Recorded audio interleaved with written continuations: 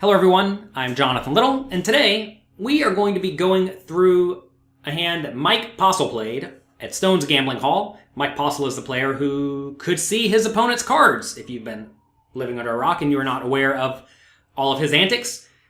I'm not entirely sure how he was doing it yet, but he very likely had a cell phone that he could look down at and see what cards his opponent had.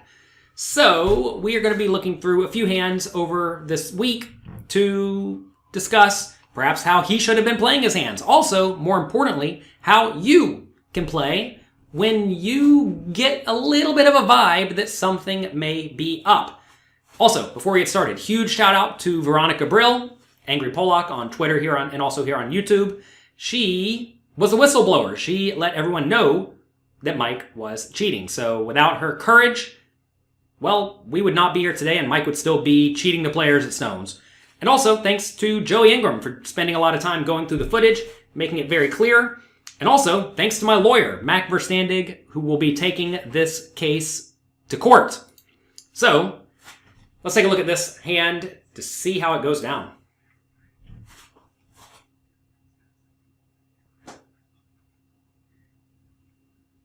Seems like their video footage is going a little bit slow for some reason.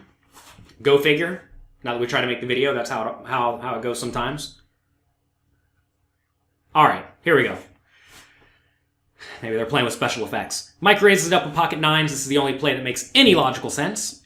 And then Matt H 3-bets with the pocket kings, which is perfectly fine and good. I'd be 3-betting. It is worth mentioning. Veronica actually discussed this on the Daniel Negreanu podcast, Dat Poker podcast, that Postle was viewed to be kind of the whale. He would play a lot of hands, he'd be loose, he'd be splashy, he'd mess around, and essentially he was the guy who people wanted to get in the game. And unless you actually have a lot of data on how the presumed whales are doing, you often just assume they must be losing. Here we have Postle right here.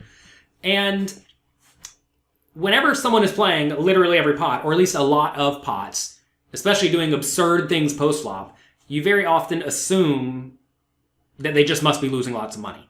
But thanks to Stones and them keeping track of chip stacks, we actually know that he won almost every single session. Apparently now they've done more calculations. It's to the tune of $275,000 or something like that, playing mostly small and medium stakes games. And we are very fortunate that Postle got very greedy.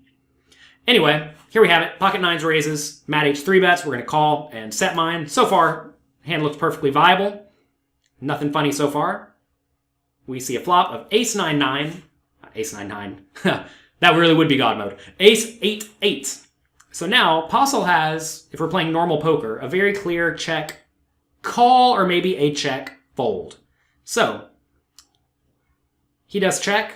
Matt H bets $425.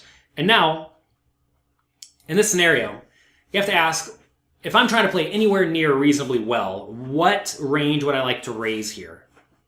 And the answer is pretty much flush draws and eights. If you have a flush draw, you don't care if your opponent folds. If you have an 8, you want to get money in the pot, right? Pocket nines with no diamond is one of the worst possible hands you can use to bluff raise in this scenario, I think.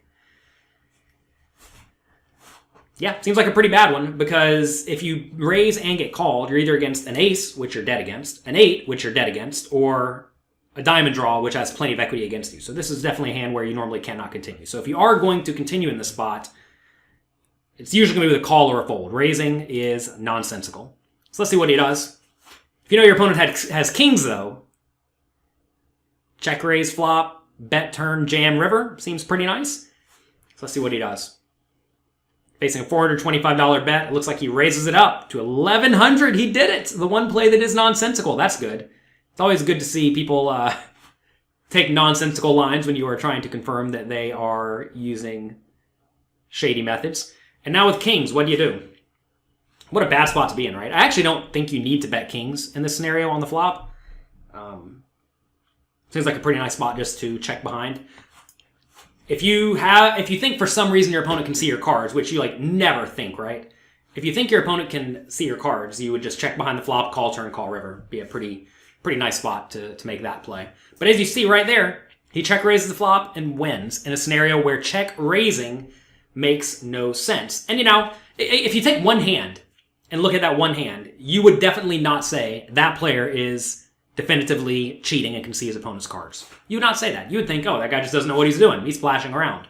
But when you look and he wins essentially every session, and you look and he is right in his nonsensical plays essentially every time, like right there, check raising and getting the guy to fold kings, it starts to look a little bit shady when you see a few hands go like that. And then when you see a lot of hands go like that, or almost every time he gets out of line it goes like that, every time he makes a big, absurd bluff it works, or at least has a really good chance to work unless his opponents make a huge hero call. And every time he has the best hand, he loses almost no, or the second best hand, he loses almost no money. When you start to see these things add up together, it starts to look pretty bad. So, that's going to be it for today. I made a quiz for all of you. Right here below this video, you can take the quiz to test how you would fare playing against someone who could see your cards. So check that out. Let me know what you think. It's just a fun quiz. Clearly, if you think your opponents can see your cards, don't play with them. Go elsewhere. You can play poker where your opponents don't see your cards, so go play those games instead. So, that was fun. We'll go through a few more hands over the course of this week. Hope you enjoyed it. Be sure to check back tomorrow. Good luck. Have fun.